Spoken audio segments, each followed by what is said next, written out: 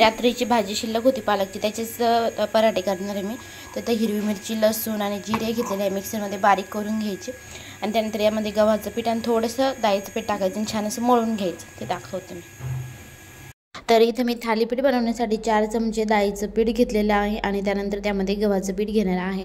तर तुम्ही डाळीचं पीठ अंदाजे घेतलं तरी चालतं, एवढं त्याचं परफेक्ट मेजरमेंट नसलं तरी काही प्रॉब्लेम होत नाही, थालीपीठ किंवा मग पराठे मस्तच होतात। त्यानंतर इथं मी गव्हाचं पीठ 1 वाटी घेतलेलं आहे, म्हणजे 4 चपात्या होतील एवढं। तर दोन्ही पीठ छान मिक्स करून घ्यायचं। त्यानंतर त्यामध्ये मी ओवा टाकते, हातावरती चोळ ओवा टाकल्यानंतर मीठ टाकायचं त्यामध्ये।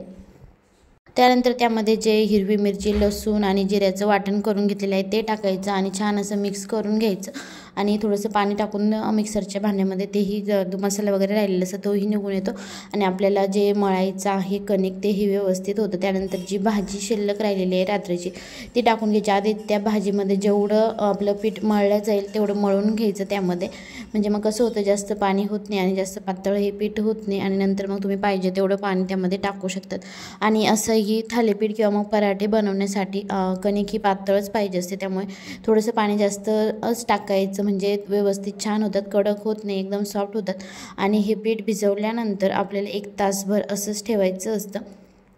आणि डाळीचं पीठ टाकल्यामुळे काय होतं ते थोडंसं चिकट होतं, त्यामुळे हाताला वगैरे चिटकतं, तर थोडंसं तेल लावून मग व्यवस्थित छान मळून घ्यायचं, म्हणजे खाली जे ते पीठ लागलेलं आहे हाताचं वगैरे सर्व निघून येतं। तर इथं मस्त छान असं मी पीठ मळून घेतलेलं आहे आणि झाकण ठेवून 1 तासभर असंच ठेवायचं। तोपर्यंत मग मी कपडे वगैरे धुवून घेते, ते इथं सर्व कपडे धुतलेले आहे आणि पिल्लूची गोधडी पण धुवायची होती तर तीही धुवून ठेवलेली आहे। आणि त्यानंतर मग आता मी थालीपीठ करणार आहे, म्हणजे तोपर्यंत बाकीचेही कामं होतात आणि तोपर्यंत कणिकही छान भिजेल आणि थालीपीठही मस्त होतं।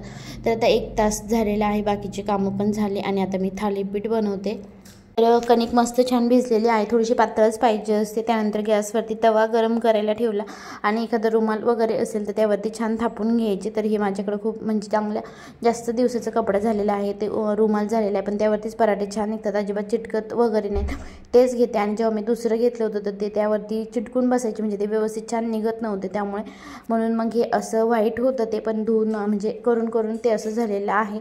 त्याला मस्त थापून घ्यायचे आणि त्यानंतर मी यामध्ये कांदा पण टाकलेला आहे। तर ते मी आधीचं कणिक भिजवताना नव्हतं टाकला, नंतर टाकला, पण ते दाखवायचं राहून गेलं। तर छान अशा हाताने थापून घ्यायचे, तव्यावरती तेल टाकायचं आणि दोन्ही बाजूंनी व्यवस्थित मस्त भाजून घ्यायचे, खायलाही मस्त लागतं। तर याच पद्धतीने सर्व थालीपीठ पराठे काही म्हणू शकतात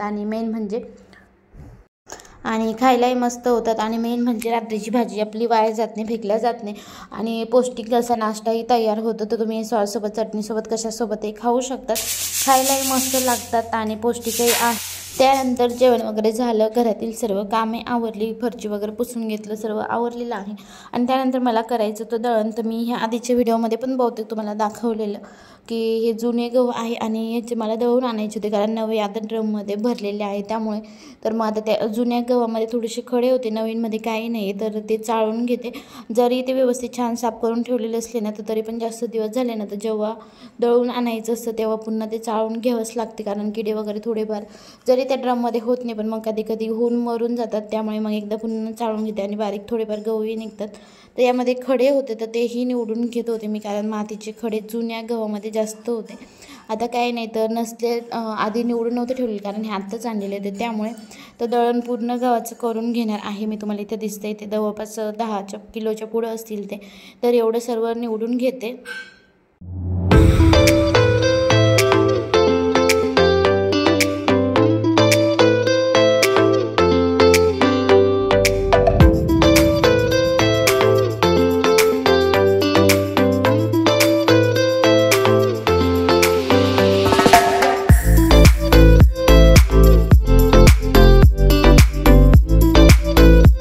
एवढी सगळी घाण निघली ते गव्हामध्ये हे जुने गहू आहे, त्यामुळे नवीन गव्हामध्ये एवढी घाण नाही। काय होतं, मला धुळीची ॲलर्जी ना, दळण वगैरे केलं ना तर शिंका येतात, म्हणून खोकला येतं। तेवढं असं दळण केलंय तर हे बारीक गहू निघालेले आहे आणि पिल्लूही उठलाय। आता आम्ही टरबूज कट करतो। हॅलो नमस्कार, जय शिवराय, मी माधुरी तुमचं सगळ्यांचं स्वागत करते एका नवीन व्हिडिओमध्ये। तुम्हा सगळ्यांना आजचा दिवस आनंदाचा, आरोग्याचा जावा। आय होप तुम्ही सगळे मस्त आणि मजेत असतील, तुमच्या मधले सर्व इच्छा पूर्ण हो। तर आज मला बनवायचे आहे गुलाबजामुन। तर हे पॅकेट आणून आम्ही दिवाळीचा बाजार जेव्हा आणला होता सामान जेव्हा आणलं तेव्हा आणलेलं आहे, पण अजून बनवलेच नव्हते कारण मला करायचं होतं डाएट, पण डाएट काय होतच नाही. आणि गुलाबजाम पिल्लूच्या बर्थडेला बनवून म्हटलं तेव्हाही बनवणं झालंच नाही, घरी जायचं होतं त्यामुळे म्हटलं चला आता बनवून टाकते. तर अर्धा किलोचं पॅक आहे, पण त्यातले मी अर्धेच बनवणार आहे. म्हणजे कसं एकदाच खूप जास्त होत नाही, तर थोडे थोडे करून बनवले ना तर मग खायलाही चांगलं वाटतं आणि मस्त राहतात ते. तर तुम्हाला दाखवते मी, व्हिडिओ स्किप न करता शेवटपर्यंत नक्की बघा. चला तर मग बनवूया. तर मस्त छान असे गुलाबजामुन तयार आहे आणि याचा व्हिडिओ मी कालच डिटेलमध्ये शेअर केलेला आहे, त्यामुळे या व्हिडिओमध्ये याची रेसिपी नाही दाखवलेली. आणि बाकी मग तुम्ही तो व्हिडिओ बघितला नसेल तर नक्की बघा. त्यानंतर इथं मला लगेच भाजी करून घ्यावं म्हटलं, कारण गुलाबजामुन तळलेले तेलकटच कढई होती, तर मला गवारच्या शेंगा करायच्या होत्या. कढईमध्ये तेल टाकलं, जिरे मोहरी टाकली आणि कढीपत्ता टाकला, पण तो लगेच जास्तच तेल गरम झालं म्हणून लगेच शेंगाच टाकून दिल्या. घाईमध्ये हळद टाकायची राहून गेली, तर त्यानंतर मग मी शेंगा टाकल्या आणि शेंगा छान परतून घेतल्या आणि त्यानंतर वरतून हळद टाकली. असं होतं का कधी तुमच्यासोबत तेही नक्की सांगा.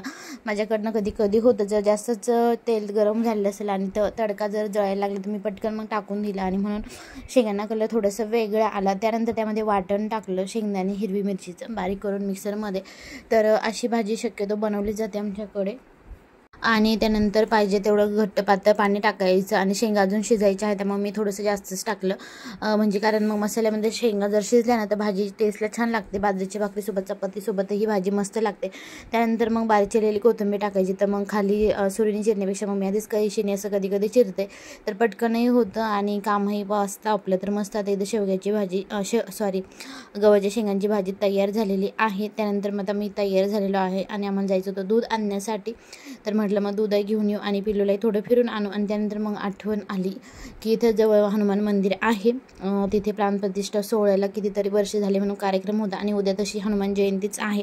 त्यामुळे मग आम्हीही तिथं गेलो आणि खूप छान मंदिर सजवलेलं होतं. याआधी तुम्ही हे मंदिर माझ्या व्हिडिओमध्ये बघितलेलंच असेल. खूप सारी गर्दी होती कारण आम्ही आरतीच्या वेळेला गेलेलो होतो. आरती वगैरे झाली आणि त्यानंतर मग मस्त छान असं दर्शन घेतलं. आपल्या तिकडे कसं स्त्रिया मारुतीच्या हनुमान मंदिरात जात नाही, तसं इकडे जातात आणि फेराही मारतात. तसं मग मी फक्त बाहेरूनच दर्शन घेतलं, म्हणजे पूर्ण मंदिरामध्ये नाही जायचं आतमध्ये, बाहेर तिथं दर्शन घेतलं. आणि पिल्लू बघा किती छान असं दर्शन घेतोय. त्यानंतर मग इथे प्रसादही होता, तर प्रसाद वगैरे घेतलं आणि महाप्रसादही होता तिकडे दुसरीकडे आहे, तिकडे गेल्यानंतर मी तुम्हाला दाखवेलच. तर तुम्ही इथे बघू शकता खूप सारी गर्दी होती आणि उद्या तर जाणारच होतो आम्ही हनुमान जयंती असल्यामुळे. पण आजही यांचं इथं प्राणप्रतिष्ठा, म्हणजे हे मंदिर प्राणप्रतिष्ठा करून मूर्तीची कितीतरी काहीतरी वर्ष झालेले ते मला नक्की सांगता येणार आहे. त्यानंतर आम्ही आलो प्रसाद घेण्यासाठी. तर मस्त इथं डाळ भात भाजी आणि लापशी होती आणि पापडही होतं. त्यानंतर मग आता इथं आपल्याला जेवढी देणगी द्यायची आपण देऊ शकतो, त्यानंतर त्यांनी ते दिलं इथं. आणि त्यानंतर मग आम्हाला जायचं होतं दूध आणण्यासाठी. तर मी तुम्हाला इथं दाखवते किती गर्दी होती. जरी सिटीमध्ये असल्यानंतर तरीही लोक येतातच, म्हणजे असं प्रसाद वगैरे घेण्यासाठी, मंदिरात आरती वगैरे करण्यासाठी. तर हेच ते मंदिर आहे. त्यानंतर मग आम्ही आलो दूध घेण्यासाठी, जे की आम्हाला घ्यायचं होतं त्यासाठीच आम्ही आलेलो होतो. तर दूध वगैरे घेतलं आणि आम्ही आलो घरी. त्यानंतर तर भाजी पूर्ण तशीच राहिली, आता ही सकाळी खावं लागेल. आणि दूध आणलं होतं ते तापून असं थंड व्हायला ठेवले, मग फ्रीजमध्ये ठेवता येतं. तर दही पण आणलं होतं, तर दही लावून देते, म्हणजे जास्त दही होईल. लस्सी बनवायची आहे मला उद्या, त्यासाठी. काय बनवलं होतं ते लगेच भिजतात, 3-4 तास पण लागत नाही. तर तुम्ही इथे बघू शकता मस्त छान असे गुलाबजामुन भिजलेले आहे, आतमध्ये पर्यंत पाक गेलेला आहे आणि मस्त टम्म फुगलेले आहे बघा.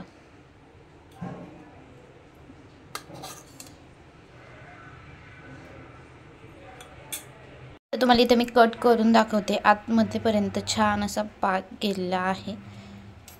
तर बघा मस्त झालेले आहे.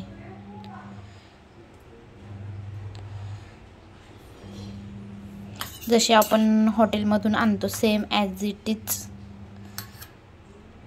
दूध आणायला आणि इथंच हनुमान मंदिर आहे. मी आधीच्या खूप व्हिडिओमध्ये दाखवलेलं आहे, कारण आम्ही कायम जातच असतो शनिवारी.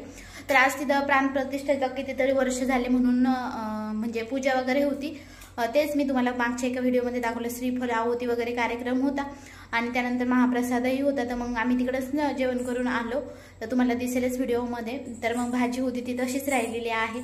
आधी मला माहीतच नव्हतं, नाही तर मग मी भाजी बनवलीच नसती. मग आम्ही तिकडे जेवण करून आलो असतो. तर दूध वगैरे घेऊन आलो, जेवण केलं तिथेच. मग देणगी वगैरे पण द्यायची असते, तर देणगी वगैरे पण यांनी दिली तिथं. आणि छान आहे. म्हणजे तसंच उद्या हनुमान जयंती पण आहे. उद्या तर आम्ही जाणारच होतो, पण जवळ आहे, जातानीच आमच्या रस्त्यामध्ये लागून जातं ते मंदिर, एकदम जवळ आहे. म्हणजे आम्ही पिल्लू आणि मी पायी पण जात असते कधी कधी. तर मग तिकडे गेलो. आता भाजी शिल्लक काही भांडे वगैरे आवरले, दही लावायचं आहे तर दही लावते आता. आणि असा आजचा छोटासा व्हिडिओ होता. तर असा आजचा छोटासा व्हिडिओ होता. कसा वाटला तुम्हाला नक्की सांगा. व्हिडिओ आवडला असेल तर लाईक करा, शेअर करा आणि अजूनही चॅनल सबस्क्राईब केलं नसेल तर सबस्क्राईब करा. पुन्हा भेटूया अशाच एका नवीन व्हिडिओमध्ये. Thank you, bye bye.